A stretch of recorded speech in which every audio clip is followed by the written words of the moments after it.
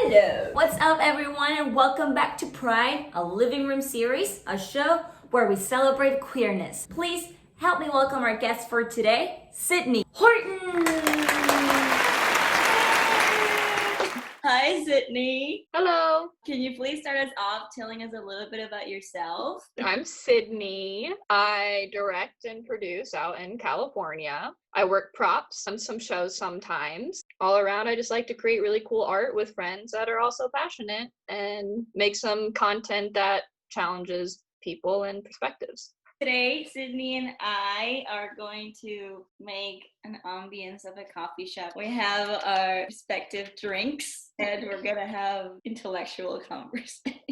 And we both have a straw. So Sydne, in a world that goes by the heteronormative rules, growing up, when I would watch cartoons or TV or films, I never saw any queer representation on screen. So what do you feel is the current status in regards to that in the entertainment industry? I think from when we were growing up to now, there's been a pretty significant change when you compare the two from when we were little to now. But I think we still have a really long way to go with there being better storylines for characters that are queer being integrated into our heteronormative stories. I think that we have, yes, like broken strides by getting more gay characters into shows, but they tend to have, they're not typically the lead, or they die off, or their story is about them coming out. It's not about them living every day. Whereas like heteronormative stories are like, I have problems with school, not like, oh my God, I like a boy. So I think there's a lot of work to be done there, but we definitely have more platforms that allow kids, I think these days, to find ways to see themselves through some social media platforms. There's TikTok now that kind of is showing younger generations that there are queer people out there, that it's okay, it's safe. There's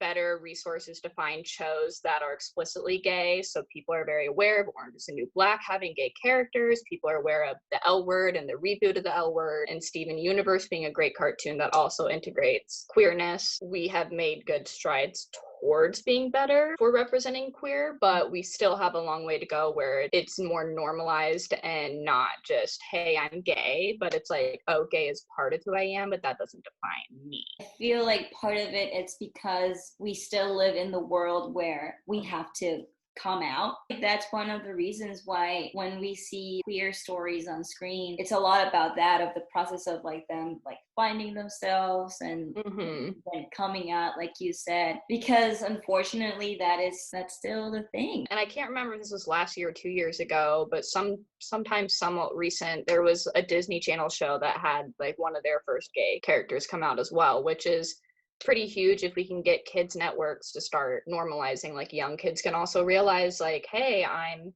in 6th grade and I think maybe I don't like the opposite gender is pretty impactful as well. But I agree with you. I feel like we're still in that weird stage of where like the story is always just like, we're coming out. We're not like living who we actually are. We're just a coming out story.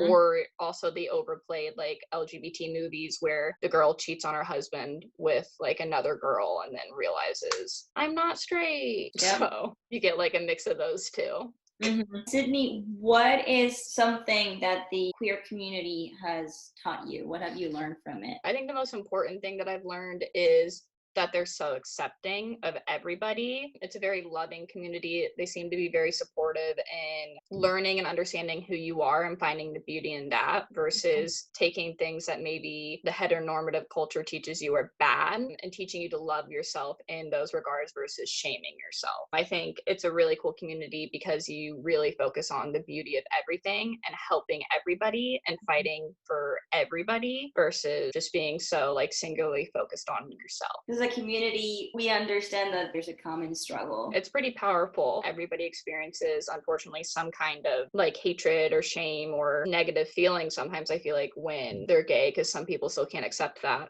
But I do think the best thing I've learned from the community is just like the power of love and supporting everybody around you and learning who you are and loving that about yourself. Now we're going to dive into the last segment of our show. So my guest before you, Rebecca Hudson, has made a question for you. And then That was me waving at Rebecca. Hi, Rebecca. Afterwards, you'll get the chance to ask a question to my next guest. Are you ready? Heck yeah. Rebecca Hudson asked you, what 3 celebrities, dead or alive, would you like to have as a dinner guest? Wow. For those that know me, I have to just say one that's just like nothing to do with our community, but obviously Steven Spielberg. That's just an easy one of 3. Would love to pick his brain. My gay self also wants to say Blake Lively, just for the experience. Are you judging the Blake Lively comment? no, but it is so gay. For me, I would have Stanley Kubrick, Gaudi, Nicole Kidman. This probably came into my head because I'm rewatching The L Word, but Shane from The L Word, I would just love to get to know her. Didn't he run into her or something like that? I ran into Alice. Apparently she lives in my neighborhood. So I see her on the walks all the time. We're like, hey. And I'm like, Thank you for being here, Sydney. Everyone, Sydne Horton. I was really Sydney. Thanks for having me. And that was Pride at Living Room series. I will see you next week. And remember, stay queer, stay weird.